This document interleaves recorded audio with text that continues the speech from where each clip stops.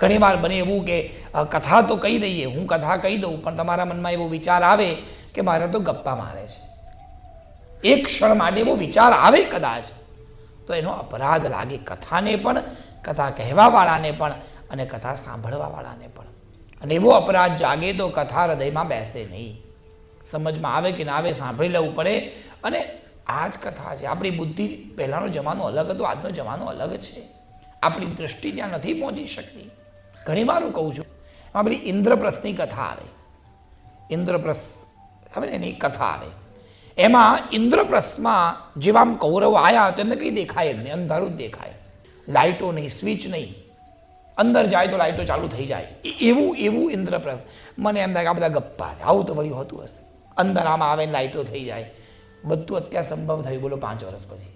બાથરૂમમાં જાઓ લાઇટ ચાલુ થાય. હવે આપણને કદાચ કોઈ એમ કે તમારે મોબાઈલ રાખવાનો જ નહીં, તમારે ચીપ એવી આવશે એ મગજમાં ભરાઈ દેવાની, બસ આમ જ કહેવાનું કોલ સાગર મહારાજ, એટલે ફટલિંગ કોલ થઈ જાય. આવું આપણને વિચાર આવે, આપણને એમ થાય કે બધા ગપ્પા, પણ 10 વર્ષ પછી કદાચ આવું મે બી આવું થશે. સમય બદલાતો જાય, એ સમય અલગ હતો, આપણા મગજમાં ના બેસે એનો મતલબ આપણું મગજ નાનું છે, એ વાત પર શંકા ન કરાય. ગોવર્ધન પર્વતને એક ટચલી આંગળી પર ધારણ કર્યો ભગવાને, અને કર્યો જ છે. તમને ને મને સમજમાં ન આવે તો આપણું મગજ અને આપણી બુદ્ધિ નાની છે, આપણે આપણી બુદ્ધિને મોટી કરવી પડશે.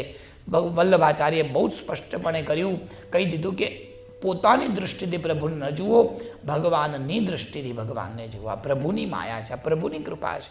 પ્રભુ બધું જ કરી શકે છે. તમારું શરીર, મારું શરીર કેવું બનાવ્યું ભગવાને? આપણું શરીર વધે, હાથ વધે, પગ વધે, બધું વધે, પણ એ એની માત્રામાં જ વધે. હાથની આંગળી આટલી જ થાય, બોલો, આમથી વધારે કેમ નથી જતી? જેમ જેમ ચહેરો વધે, માણસ જાડો થાય, ગાલ ફૂલે, પણ આંખો કેમ નથી ફૂલતી? એ કેવું ભગવાને બનાવ્યું છે? આવું અજબ ગજબ ભગવાન બધું જ કરી શકે, અને જે ફાવે કરી શકે. ભગવાન કરતુમ અકર્તુમ અન્યથા કરતું સમર્થ, બધું જ કરે છે ભગવાન.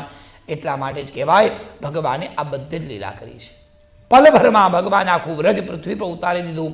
પલભરમાં ભગવાને ગોવર્ધન પર્વતને ધારણ કરી લીધા, અને પલભરમાં ભગવાને સ્વામીજીને કહી દીધું તમને કલયુગમાં આ જ સ્વરૂપના દર્શન થશે.